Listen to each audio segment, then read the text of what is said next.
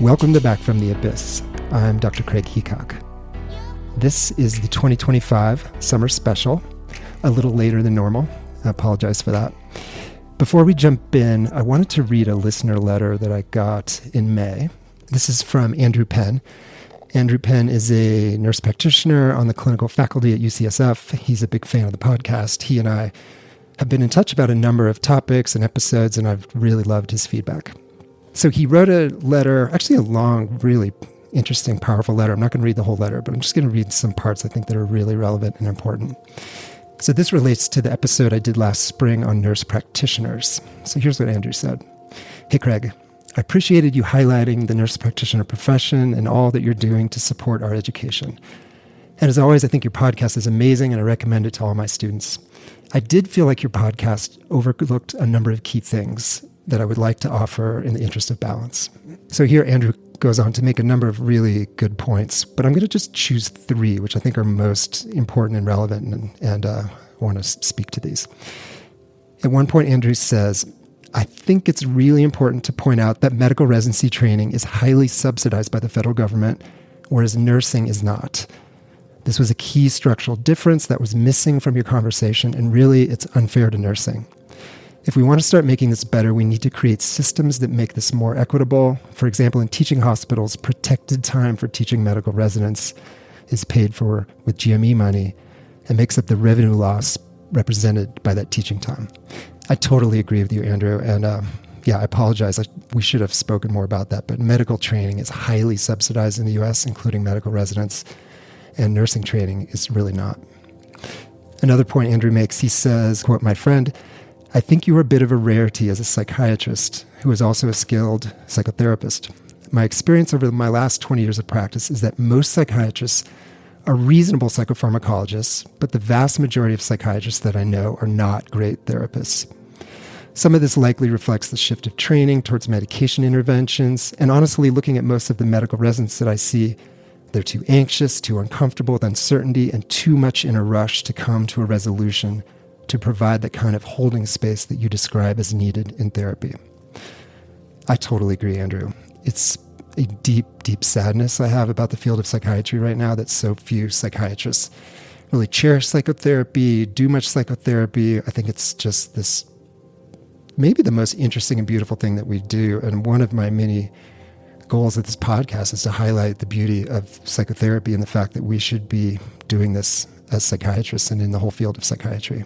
This final point I wanted to bring up that Andrew mentioned, he said, finally, I think we need to start looking at this as a restriction of trade issue. Nursing has had to fight tooth and nail against powerful organizations like the AMA and the APA for a seat at the table. These organizations dress up their arguments about protecting patients, but a lot of it really is about maintaining guild protection, which is anti-competitive. I so agree. I think all of us that are working with psychiatric patients want good care. And I think the EPA and psychiatrists have been unduly territorial here because the fact is there's such terrible, unending need for good psychiatric care that even with all the psychiatrists and all the well-trained psych NPs and psychiatric PAs, there's enough business for everyone. We don't need to fight and try to lock each other out. So again, Andrew, thanks for your letter. You can reach Chris and I through my website, craigheacockmd.com. We'd love to hear your comments and suggestions. So here we go into today's summer special. So this is the fourth annual summer special. Each of these have had a psychedelic focus. As you may remember, the first one, we had Laura Mae Northrup. That was a beautiful episode. A couple years ago, we had Hillary McBride. Last year, Dory Lewis. And today we have George. George is a master's level therapist here in Colorado, and relevant to this episode, he has an underground therapy practice and does work with various psychedelics. I had a underground psilocybin therapist on the podcast maybe 3 years ago. That was a very beloved episode. But I wanted to come back to this, and one, George works with more substances than that woman. She just worked with psilocybin. Also, George and I have shared some clients, and I know he does exceptional work, and I've really admired the work he does. And so I really wanted to sit down with him. And when I was thinking about this summer special, I thought, who do I most want to sit down with? So I reached out to George, and he said, I'll do it. So George and I are here in my basement, the esteemed new studio of Back from the Abyss. Welcome, George. Thank you. Good to be here, Craig. Yeah, thank you. So why don't we start with how you got into doing underground psychedelic work? You know, as I mentioned just a minute ago, you are a licensed master's level therapist. You have a successful above ground practice, if you will. But what brought you into this work? I became interested in psychedelics around 12 years ago, something like that, more from a recreational standpoint. I had been a pretty straight edge kid, like drugs are bad and smoking is bad, and all these, I just avoided it. And later in my kind of 20s, started to get curious, started to get interested, started to explore, but it was always very kind of on the surface.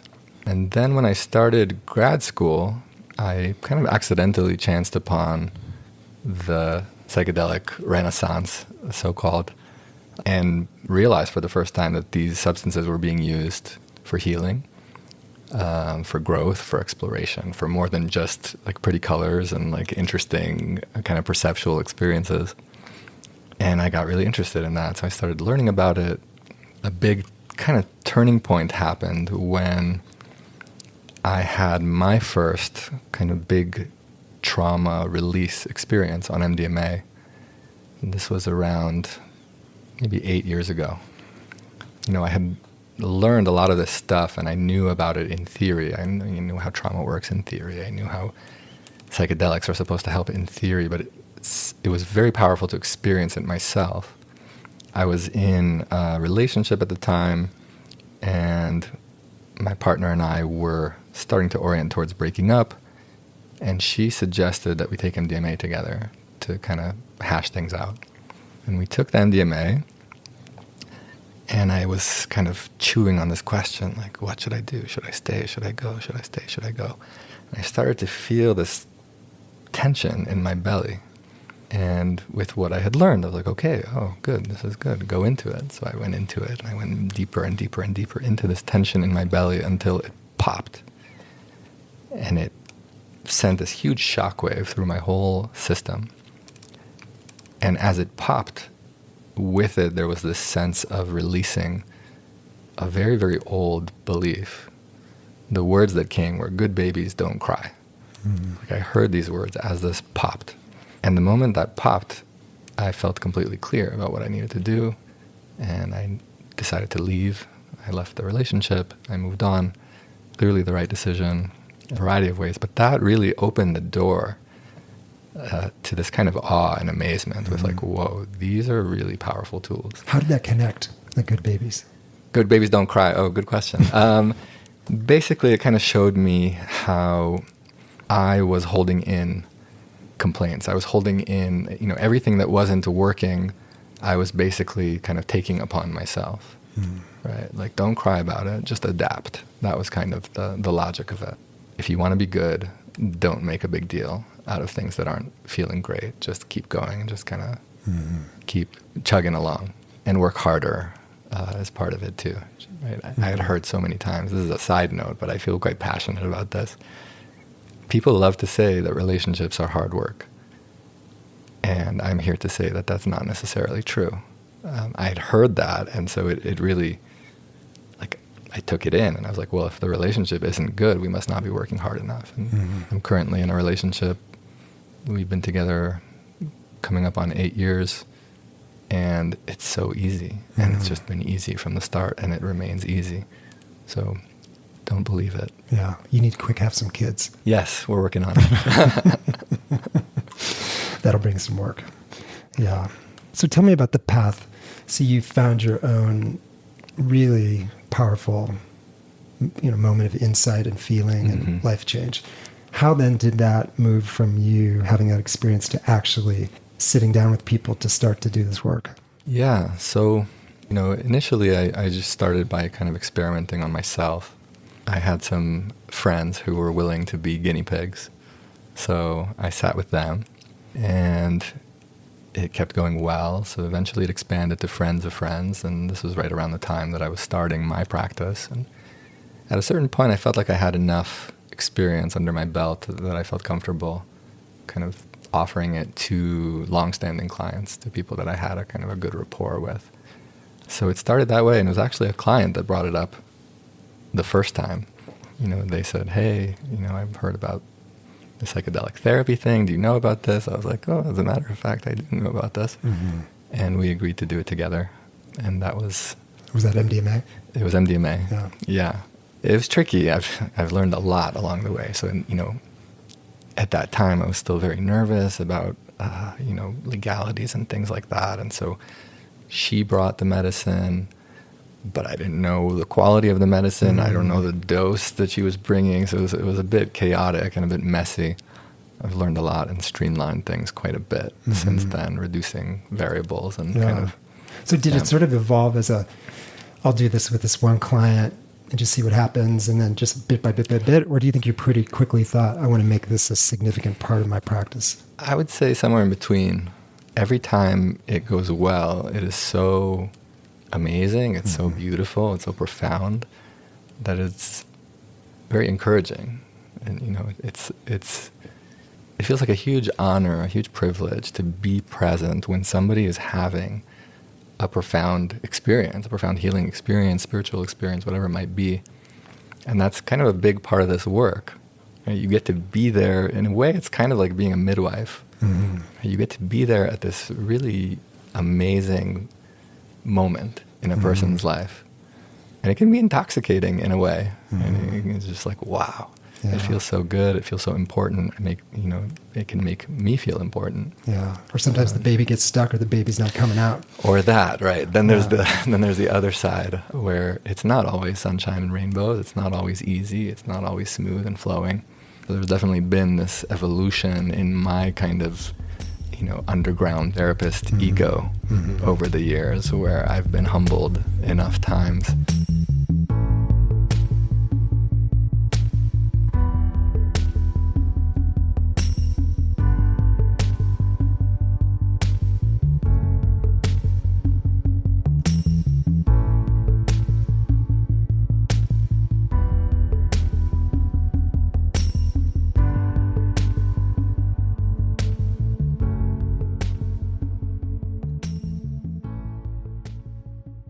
Do you remember from those early weeks and months, those early sessions, like what were some of the more important lessons you learned? Or, I'm always convinced that we don't learn anything when things are going well. We learn when things go awry. And we tend to learn the most when things really go off the rails. But what were some of the early challenges or lessons that you had in that path? The work itself, for the first couple years, I would say, went very smooth. On a more personal level, I was definitely learning all kinds of things. There's something about, learning to trust the process.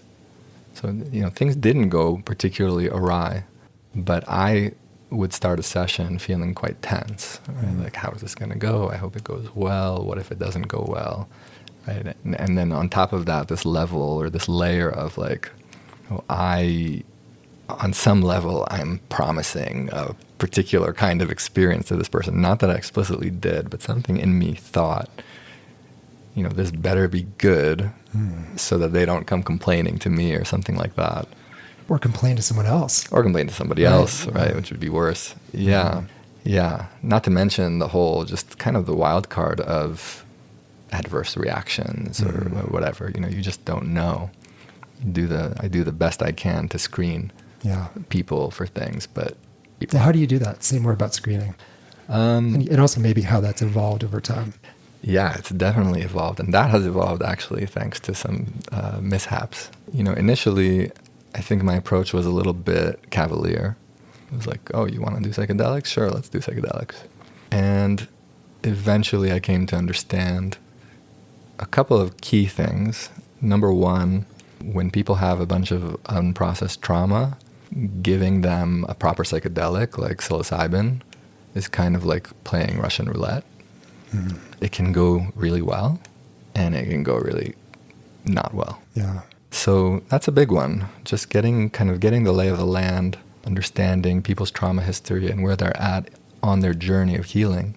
And if they're still, the metaphor I like to use is if there's still kind of doors in their house that have a do not enter sign on them, then I start with MDMA. And at this point, it's kind of a hard line. How do you determine that? You're sitting with someone screening and you're thinking like, okay, do they have sort of doors of their psyche? I love that have do not enter. Yeah. How do you suss that out? So again, it's, on a certain level, it's a bit vulnerable. It's like it requires them to tell me. And I have had experiences where people haven't disclosed something pretty crucial that I only found out about later. Yeah, just getting a sense, like what are the big events? What are the big traumas? And then how have you worked with that? How have you addressed that? Have you addressed that? What happens to you as you talk about this now?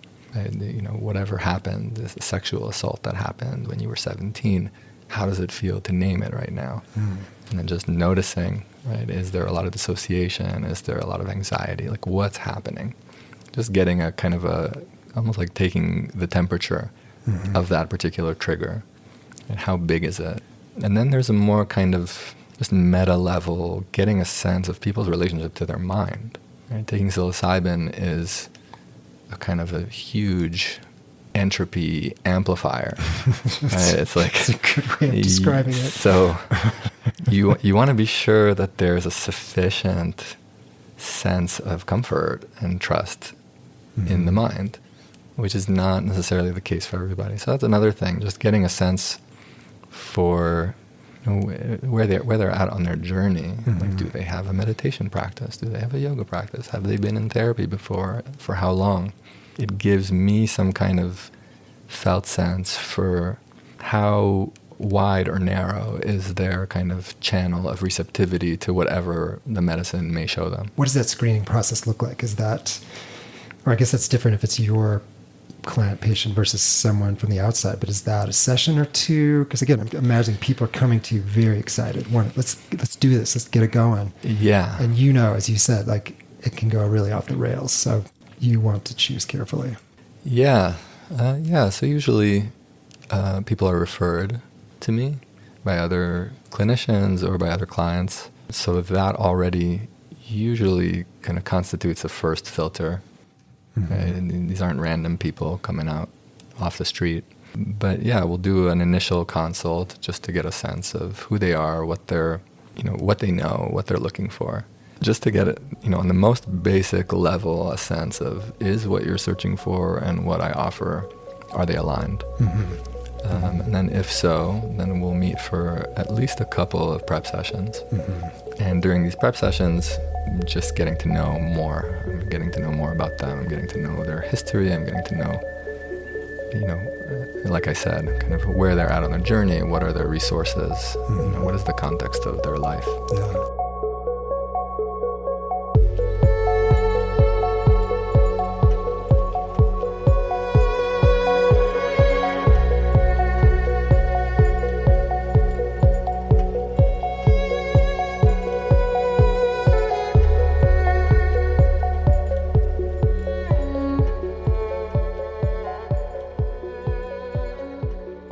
What are the main red flags that come up for you? Red flags, meaning like just people that I wouldn't want to work with? Or You're right. You think, okay, we're not proceeding with this psychedelic assisted therapy. For working with MDMA, there are very few and have more to do with health stuff, medication stuff. Like if you're taking a medication that is contraindicated and you don't want to get off it, then it's, there's no conversation. Yeah. I did have an experience, somebody who did not disclose a bipolar diagnosis, and we did MDMA work together, and she ended up going manic. About a week after the session. It was very destructive to her life. And the truth is that I came away from that without a clear, I shouldn't work with people who have bipolar disorder, because I worked with people who did disclose bipolar disorder and they were fine. I guess really the takeaway is just wanting kind of an on-call psychiatrist, wanting, if somebody has something that is kind of edgy, and wanting a more robust support system. Yeah, you can call me. Anything, definitely will. So more red flags with psilocybin. Much more red flags with psilocybin. And I would say orange flag with all of it is just a sense of what is the context of a person's life. These medicines seem to work the best when they are a part of a bigger kind of mosaic of support, be it, social support, familial support, psychiatric support, spiritual support, et cetera, et cetera. I have worked with people who are quite isolated, who are quite stuck, who don't have, there's a sense that there's no momentum towards healing in their life. And with people like that, it doesn't seem to go very far. It seems like it's this blip, it's this moment of, I have this image of they're lost at sea in the fog and they get a glimpse of a lighthouse flashing out in the distance, and then it goes dark again. Yeah. So it does something, in the moment they can feel different and they can have a different perspective on their life, but it tends to be pretty short lasting, the effects. It tends to not integrate in a big way into their lives. So yeah, looking for a sense of a path feels important, right? Are you on a path, or are you hoping to get a magic kind of bullet situation? Yeah, I was just thinking a magic spell. Yes. Are you a 5th level magic user and you can cast a spell and voila. Right, which, I'm always hoping for that. I think that'd be awesome. And there are these stories about people where that happens, which is amazing. I think even in my experience, there have been people for whom this has been the kind of the spark, the jump start that gets their life moving. So it can have that quality, but not, statistically speaking, it's much more likely to work if it's part of a bigger arc or a bigger kind of trajectory that a person's on. It becomes just a part of a bigger whole. And then in terms of, red flags for psilocybin, so like I said, and it's hard to, I'm not using inventories, ACE scores or whatever, but just getting a sense for is there sufficient resource by ratio to trauma? If so, then, I could see benefit potentially to working with psilocybin. If not, then it feels unethical to me. It feels potentially harmful to a person to give them a bunch of psilocybin and let them loose in their own psyche with all the dams open. Yeah, that's what I got. Do you mostly work alone? Initially, I worked alone. Eventually, I had this very strong, throughout my life, I've had this pretty strong kind of arrogance, pride thread, ego thread.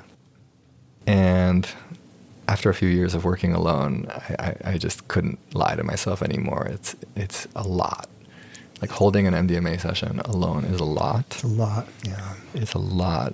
My partner and I had a kind of a joke where we would have a scheduled fight on Saturday nights because that's the day that I did my sessions. And at the end of the day, I was just kind of exhausted and short-tempered. So eventually I realized that it's not good for me, and if it's not good for me, it's not good for the work, it's not good for the client. So I started doing MDMA work in a co-therapy kind of format. And having started to do that, I realized that it's just so much better in so many ways. It's so much more powerful. It's so much more potent. It sticks a lot better. There's something really profound about having the kind of mom and dad pair holding a person's process. And so at this point, I don't work with MDMA alone anymore. But psilocybin you would? Psilocybin I would, because it tends to be a lot more straightforward, simple, internal. And I'm more often than not, I'm kind of sitting there taking care of the space, taking care of logistical things. But the MDMA work is getting all this transference going and all this stuff in the space and interpersonal stuff and good cop, bad cop and mom and dad. Yes. And, so many people come to MDMA work have been deeply hurt by people and often parents. And so I could see having a co-therapist, particularly a woman, could really just crank up all the possibilities while also sort of scaffolding you and giving you some more support. Totally. Yeah. I mean, MDMA is so amazing at allowing bonding to happen. which some people never really got to experience. And so there's this beautiful thing that happens where a kind of a family is created for the duration of the work with MDMA, and also beyond. There's this sense that a lot of the people that I've done this work with, like, we're connected for life now. We're family now. In this really special way. It also can simplify things in a way. I'm thinking about a particular session that I did with a co-therapist who's a dear friend of mine. And it was with a man who was a client of hers. And there was a moment in the session where they were looking at each other, and she could feel like he's kind of starting to fall in love with her in the romantic way.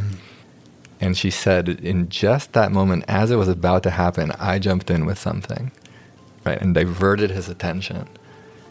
And for her, that felt really useful and really significant. And for her, that was this moment of like, wow, I cannot do this work alone with a male client. It's practically guaranteed to go in that direction because MDMA is so heart-opening.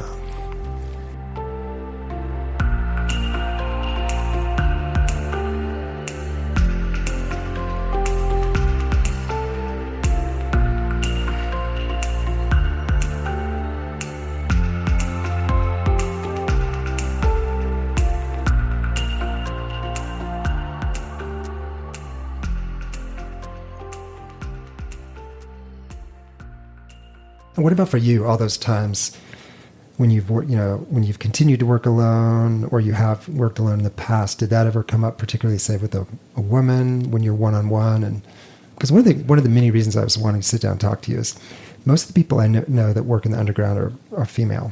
You're one of the only dudes.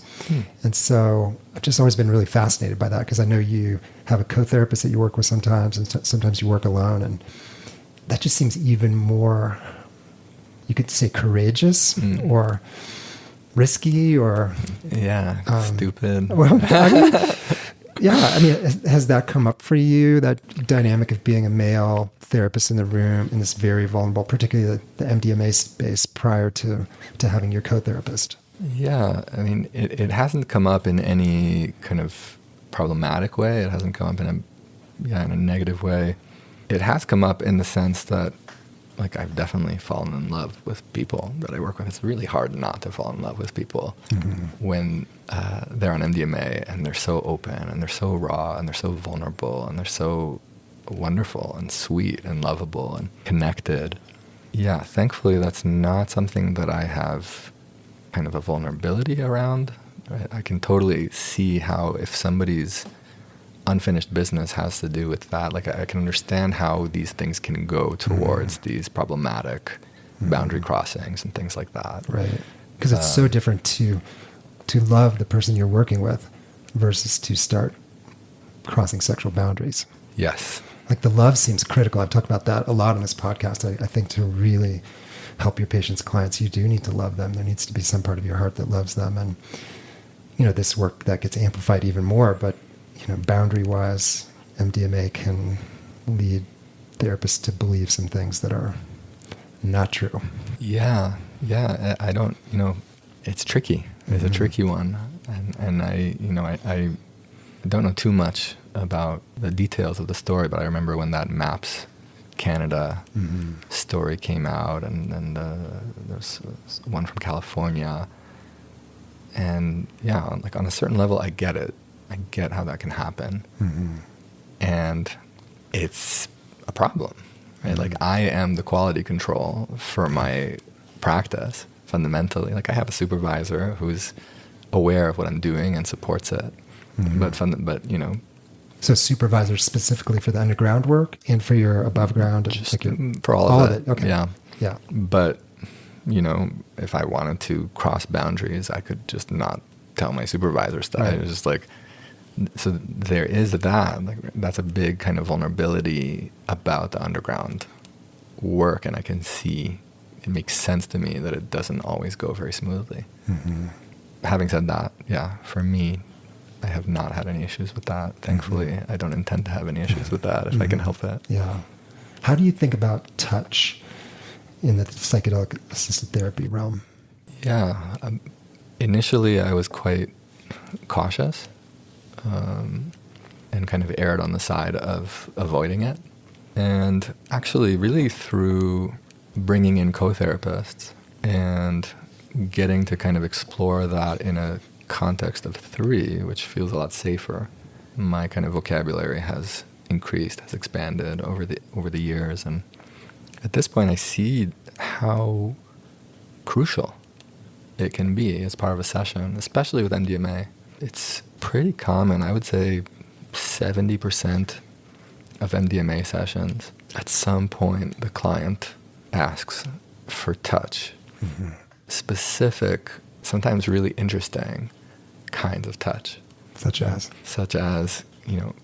I did a session once where a client asked me and the co-therapist to both put a hand on their cheek, and we each held a hand on their cheek for a few minutes. Mm. It was like, I don't know exactly what that was healing, what it was doing, but MDMA creates this kind of sensitivity and discernment that allows people to know, this is what I need. I need you to put 2 fingers on the top of my head right now and keep them there. Mm-hmm. I just had this image of the hands on the face, like what that would feel like to receive that.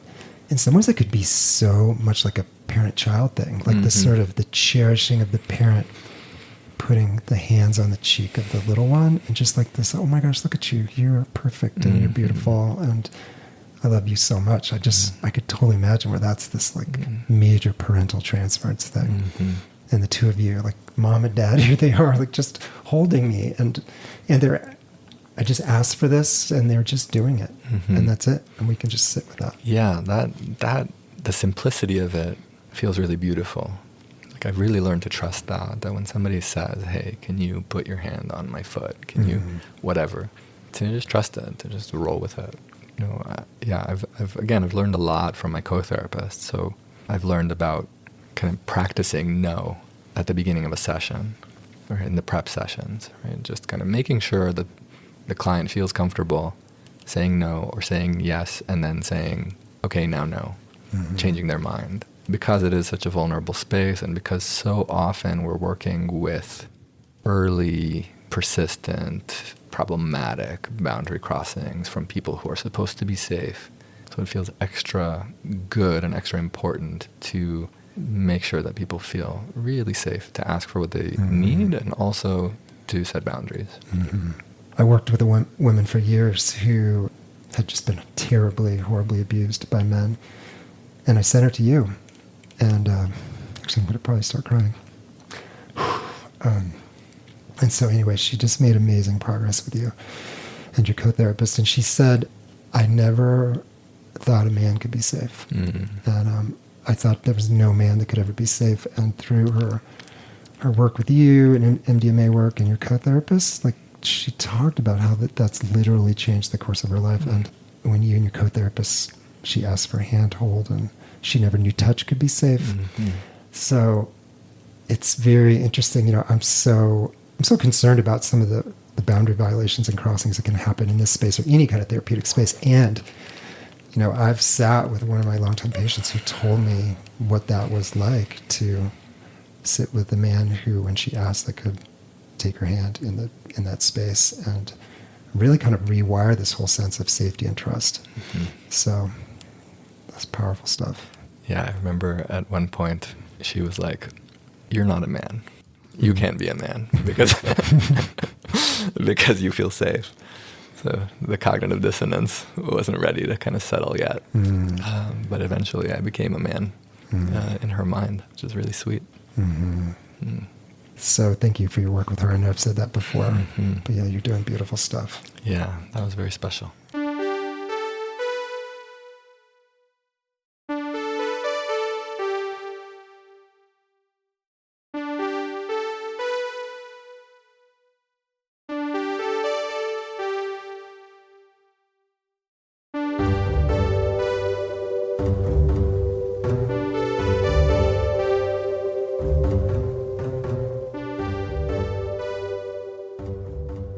I would love to hear some stories kind of on this theme.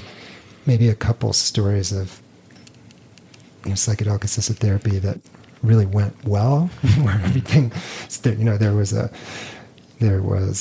path, a plan. This was part of something bigger, you left that and thought, okay, this is worth me taking all these risks and doing this work. And then maybe a couple client patients where it did not go well. And again, you maybe learned some painful or important things that have changed the way you practice. One story that comes to mind, this is from a few years back. Some of the work is with people that I work with long term. Some of the work is in itself more long term, like people come in for psychedelic therapy. But, working with MDMA, we'll usually do a 3-session series over a few weeks and a few months, meeting in between. So there's this kind of robust quality. But occasionally people will just come in for kind of a one and done, usually with psilocybin. And these are usually people who are kind of fine, like they're doing fine in their life. They're more just curious, more just interested than anything else, and there's no major issue. So this was just an exceptional, powerful, beautiful, interesting session. So this was a guy, young adult, who comes in. Intention was generally just to kind of get a little unstuck in his life purpose, creativity, things like that. He takes the medicine, and, I'll usually turn up the music, have people put eye shades on, and kind of go inward. Pretty quickly, the medicine takes effect, and he starts laughing. And he's laughing, and he's laughing. For a good hour and a half or so, he's just laughing. And then suddenly there's a shift. And he starts crying, and he's crying, and he's crying. It's just like snot coming out everywhere, and he's drooling. He's just crying, deeply crying. And again, for about an hour and a half, he's crying. And then again, there's a shift, and he starts to get pissed. And he's cursing, and he's cursing, and he's cursing everything. He's cursing everybody. He's like, fuck you, George. Fuck you. You think you're hot shit sitting there being a therapist and shit. Fuck you. Who the fuck do you think you are? It's just everything and everybody. And then gradually things start to take this kind of interesting turn. And he's like, so what if I'm attracted to men sometimes? So what if sometimes when I'm at the gym, I'll look at a guy and I'll be like, damn, you're hot. And things just start to shift and settle and shift and settle and open and open and open. And then it reaches this point where he's like, oh, I think I might be gay. And it's like big moment, big opening. And he just kind of comes out and looks over at me, and we just kind of talk about it. We're like, wow, does that feel true? What does it feel like to say it? And just kind of give that room to breathe. Yeah, that was just a kind of a profound, interesting, beautiful session. He just came out. It was like this torturous journey, and then he came out the other side feeling this sense of expansion and relief at letting himself admit something that he had not been able to admit to himself. So that was a very special one. That's quite a session. Yeah, it was really, it felt kind of almost like archetypal in a way, the laughing and then crying and then the rage and then this kind of surrender. So that one comes to mind as a sweet, kind of, in a way, straightforward one with psilocybin. I had a really lovely one recently that comes to my mind. This is with a long-term client. We've done quite a few sessions over the years.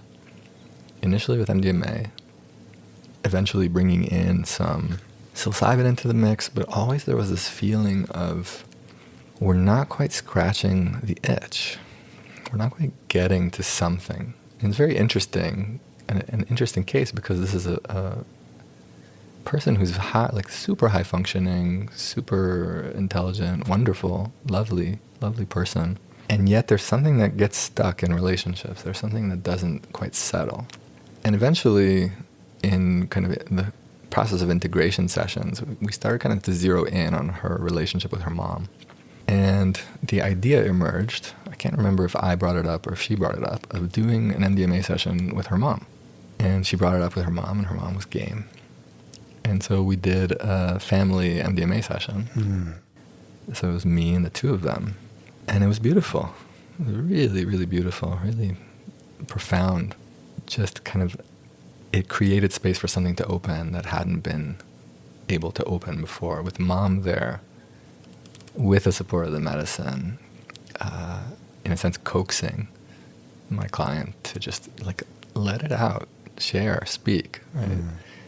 Something seemed to shift in a big way around their relationship, and my hope, it's probably time for me to check in about that, but around relationships in general.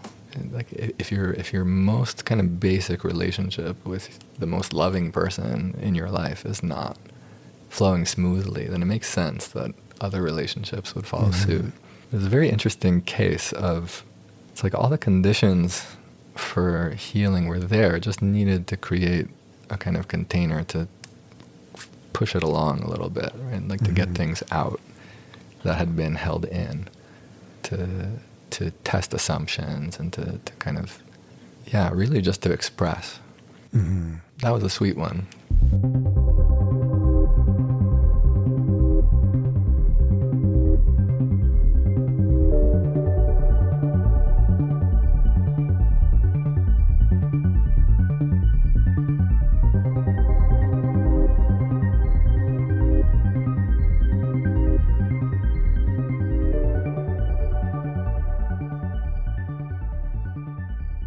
In preparing for this, you asked me to think about, some positives and some negative, quote unquote.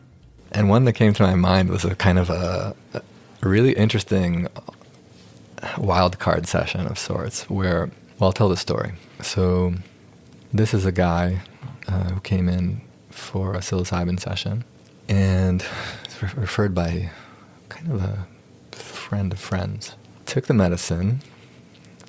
I mean, his thing also, similar to the other guy, was kind of like, generally things are fine, but there's some stuckness and there's some kind of sense of like feeling lost, feeling disconnected in some way from the universe. So he takes the medicine, and within about an hour, he goes into a loop. And this goes on for 4 hours.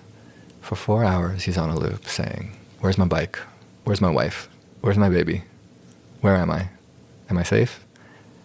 And I'm just responding as calmly, patiently as I can, just responding. You're safe.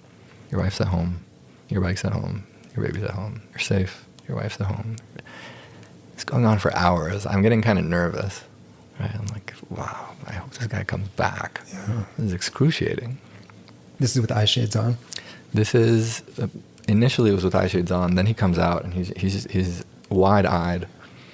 Right? He's kind of like half here, half not here. He's constantly just like scanning the room, looking for signs. There were certain objects in the room that he kind of fixated on, like, it said a word on it, Netgear, right, on my Wi-Fi route, Netgear. He's kind of looking for these reference points. The session starts to wind down. He starts to come back. And, I'm thinking, like, this was a disaster. Right? This was terrible. He comes back and he's ecstatic. He's like, that was the best. That was the best thing ever. I could not believe it. But he insisted. I was like, really?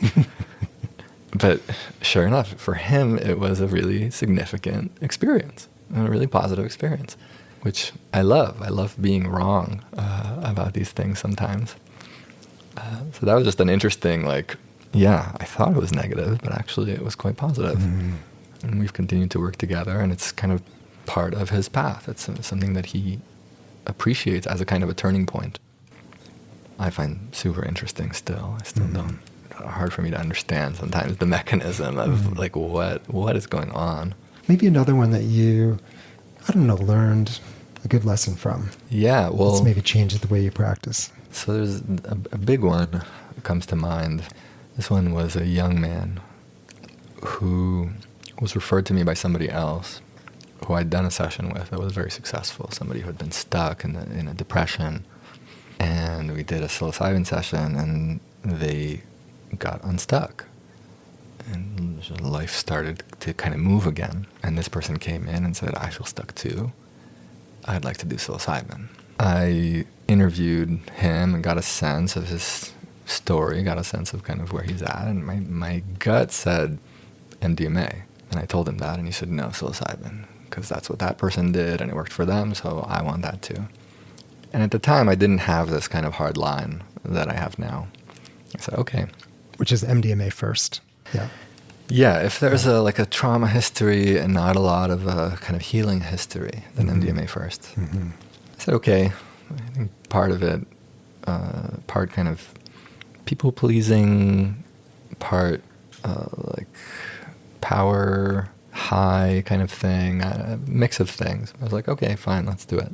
And similar to the last guy, basically the moment the medicine started to take effect, he was gone. This I'd never seen before or since. It was like gone, unresponsive. Gone, just complete dissociation to a degree that I haven't encountered before. He had no idea where he was. He couldn't really speak. He was not aware of his surroundings. Wow. So at one point, he just, he's on this mattress on the floor, and I'm sitting on the floor and a chair beside him. At one point, he just gets up off the mattress and starts running full speed into the wall. He just runs into the wall. Oh my God. And I'm freaking out at this point. I'm just like, fuck. And so the next 3+ hours, I'm essentially just trying to keep his body safe. That's it. Just trying to coax him like gently down. Like, come, sit down, lay down, come. It's okay. And he is not cooperative at all. And he happened to be bigger than me. He happened to be stronger than me. So that was a scary one. That was a very, very, very difficult one. Yeah. At one point in the session, he just reaches a hand over, grabs my nose and starts twisting it between his fingers. I have to kind of pull his hand. I just like totally not there. I mean, it's something that probably, therapists, but particularly psychedelic assisted therapists might not think of, that the person you're sitting with in the room, it might matter that he or she is much bigger and stronger than you. Yes, it's definitely not something that occurred to me before.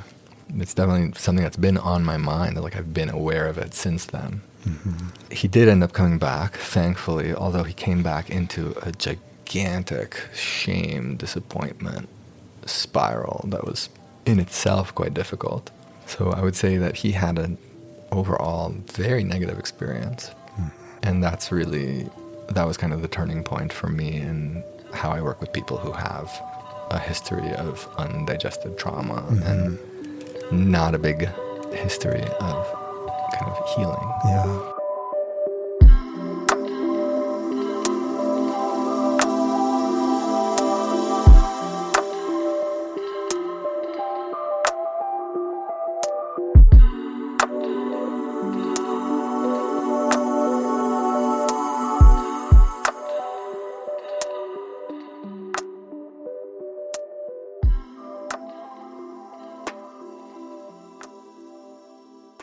Have you worried that, a session was going to go badly and that someone would report you to the licensing board? Totally. Because I know people that work in the underground have talked about that there's always this fear, not just that you don't help the person, but that if they leave, really upset or disappointed or feeling like they didn't get what they wanted, that they could retaliate and ruin you.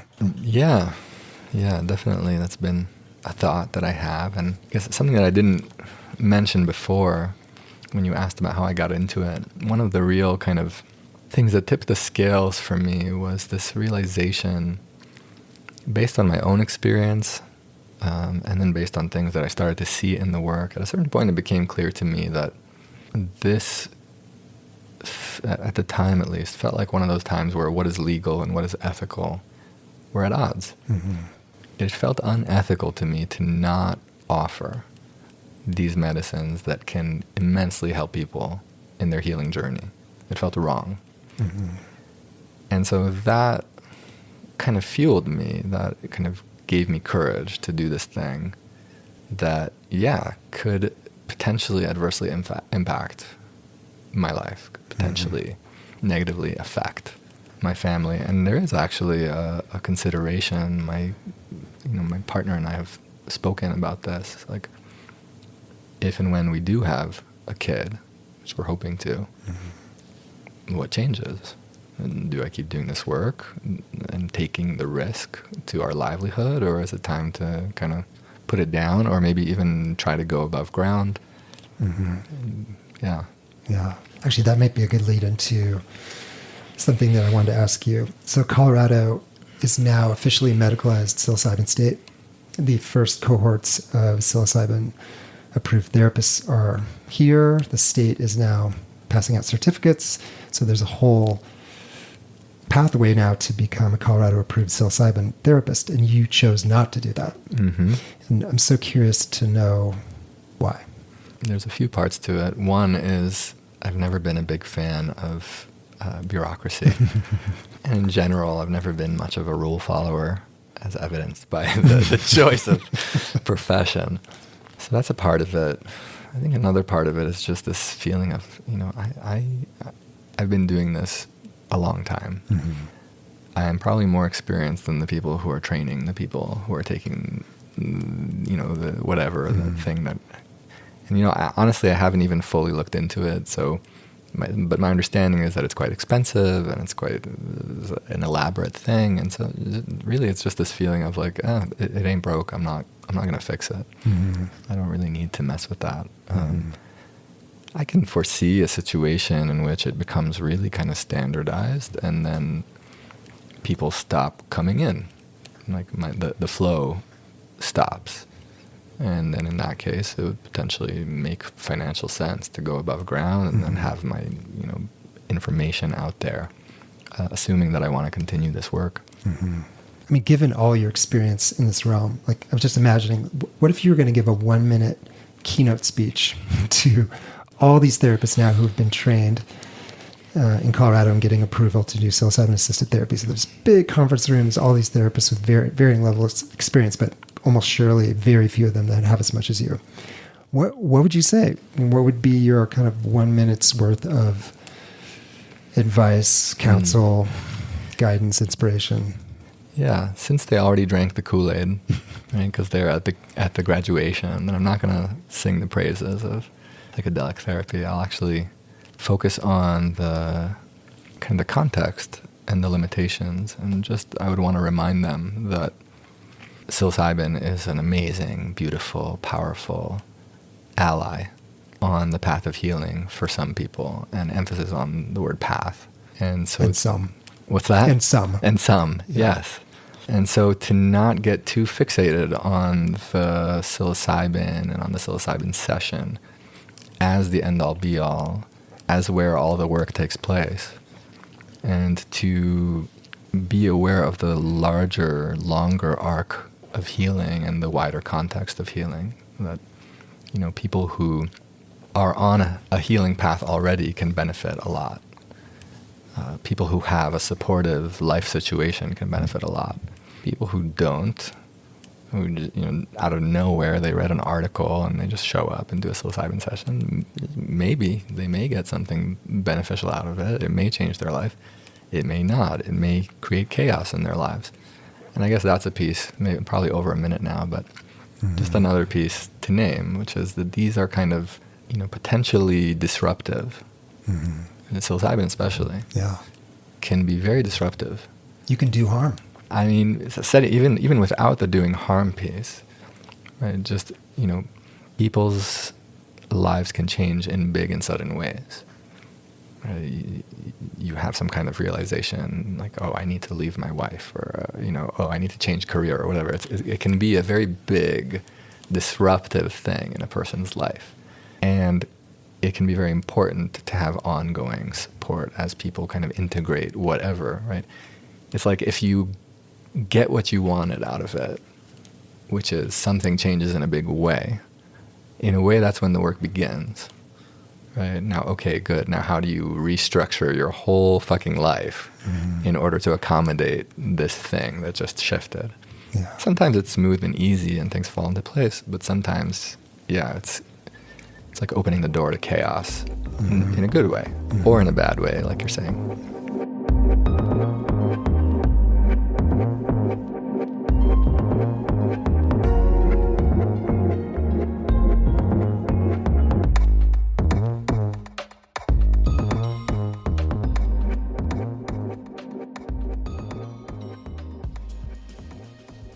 What have you learned about yourself, in all these sessions of preparation and psychedelic assisted work and integration? And because, I think one of the things I just love about doing therapy is I continue to learn so much about myself. And I think, that's definitely even more true, ideally, I'll say ideally with like boldface in psychedelic assisted work because everything gets turned up even more acutely. But yeah, as you sit here with me, like looking back, what have you learned about yourself, the way you are in the room, the way you are in relationship, what you're bringing? Yeah, well, the first thing that comes to mind is that I don't know shit. I came into this with such a kind of inflated sense of myself, the sense of like, being very strong and being very smart and being very, wise and being very advanced, very healthy, et cetera, et cetera, et cetera. And all these things have just kind of worn down. And I'm constantly baffled and I'm constantly surprised by the seemingly infinite variation that exists in people and in people's healing. Just kind of this basic humility has been slowly settling in as I'm just wrong again and again and again. I just catch myself being wrong so much. I've kind of stopped, in a way I've stopped, exactly true, I've stopped trying. It's like I've stopped trying to know what's happening or where things are going, and have come to trust the process more. That reminds me, I heard this psychiatrist on this psychiatry podcast a couple weeks ago, and he's very experienced, famous psychiatrist. He said, the more I do this work, the more I realize I have no idea why my patients get better or why they get worse. He said, I literally have no idea. Yeah. And every time I think I know, I'm proven wrong. Yeah, that's huge. And that's, I guess, another thing that I would add to the keynote speech. There can be something very intoxicating about the power of these substances and being the kind of gateway, right? Or being the kind of, I'm blanking on the word, right? You're the person that connects people to these.